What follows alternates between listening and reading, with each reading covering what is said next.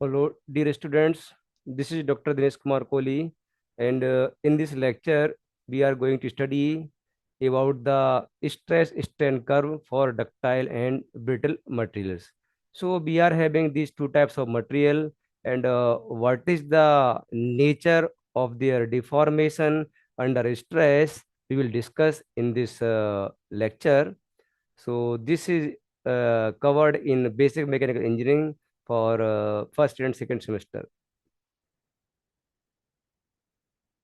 Now, what is stress? So the stress refers to the force applied to a material per unit area. It means we are applying a stress to the material, that is the force, but what is the force per unit area? It is called as the stress. And this stress, which is denoted by sigma, is the load upon area. So written P by A. It depends upon what type of stress we are going to apply, depend upon the load. If we are applying the tensile load, it will be the tensile stress. If we are applying the compressive load, it will be the compressive stress. If we are applying the shear load, it will be the shear stress.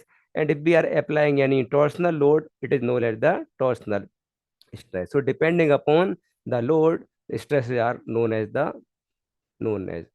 Now, what is strain? Actually, strain is a deformation or change in shape of the material that results from the applied force. So when we apply some force over a material, it will stretch, it will deform elastically or maybe plastically. So what is the change in its dimension with respect to the original dimension? It is called as the strain, and it is given by the formula strain epsilon equal to change in dimension. We have considered delta L, which is the change in length, to the original dimension, means original length. So this del L by L is known as the strain, because it is the ratio of the two quantities which are the in the same unit. So it is the non-dimensional quantity. So stress and stress, after this we will discuss about the stress strain curve.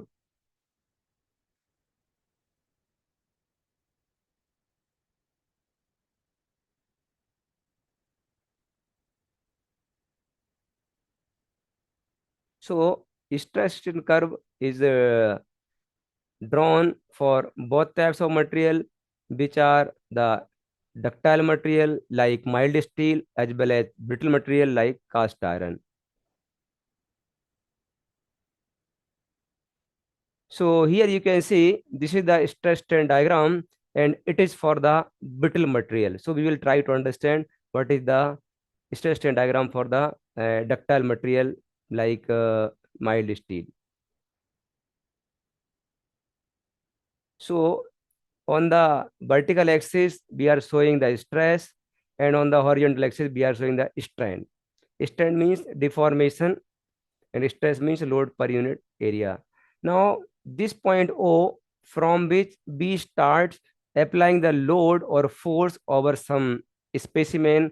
Actually, this test is performed on a machine which is called the UTM, or the Universal Testing Machine, on which this test is performed. We prepare a specimen of a certain desired criteria, then we grip the two ends of the specimen, then we apply the tensile force. So that tensile force per unit area is called the stress. So we gradually increase the load or stress over the specimen. So it is shown by the line O to A. Now this line O2 indicates it is linear. It means when we increase the force or load, there will be deformation in the specimen or the member. Means when we increase the load, accordingly, its deformation or its length will increase. And in the same way, its diameter will decrease because the volume is same. So from point O to A, this OA is known as the proportional limit, because the stress will be proportional to the strain.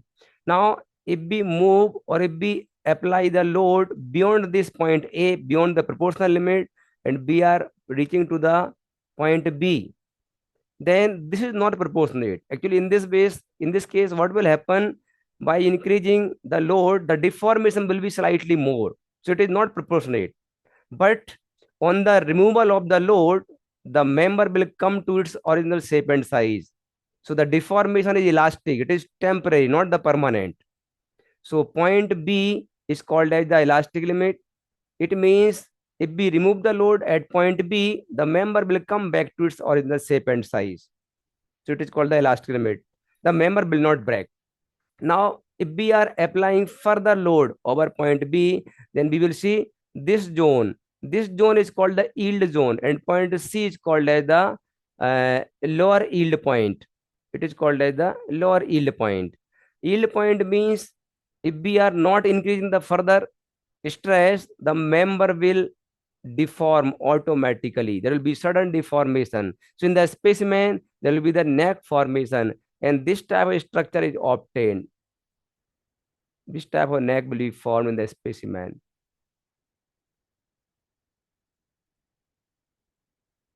This type of neck will be formed here in this area. So this is called as yield zone. This is called as yield or yielding. Now, after that, after some time or getting the point C, the deformation stops. If we are further increasing the load or stress, it will follow the line from C to D. C up to D. Means if we further increase the load, the deformation will be continued, and it will be continued up to the point D. So actually beyond point B and up to the point D or E, this is called as the plastic zone. In this zone, on increasing the further load, there will be further deformation, and the D point is called as the ultimate stress point. Ultimate stress point means this is the maximum stress point. Here will be the maximum stress the member can bear without its breaking. And beyond this point, without increasing the load, the member will fail at this point E, and we are not increasing the stress of the load. So this E is called as the fracture or the breaking point.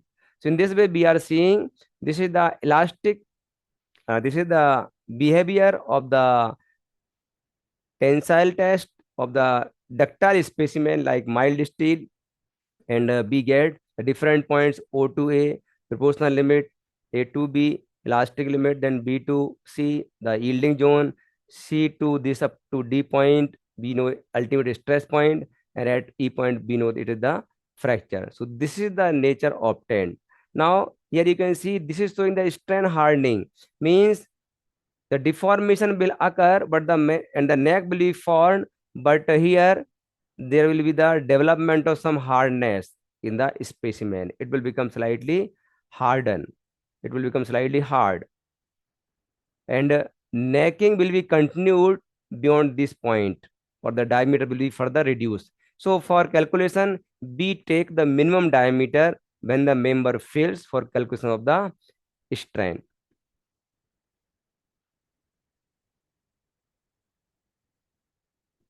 Now we will understand the same diagram for the brittle material too.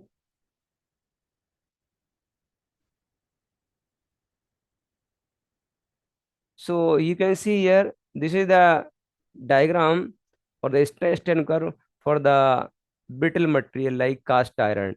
So here also, uh, the on the this axis we are having the stress, on this axis we are having the strain. So here you will see in the diagram the curve start from this point, and at till this point it is proportionate, means we are applying the load, tensile load, that there will be deformation, but this is having the less angle from the vertical, so the deformation is less for the brittle material. But after this, there will be sudden deformation and the failure of the specimen. So the deformation is very, very small. There will be no neck formation for the brittle material. Material will break suddenly.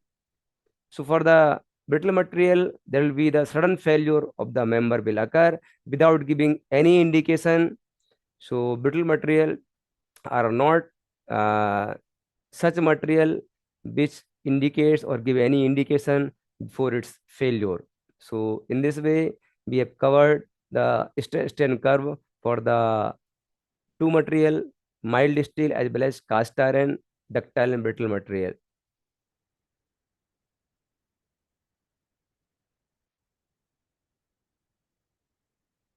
Thank you.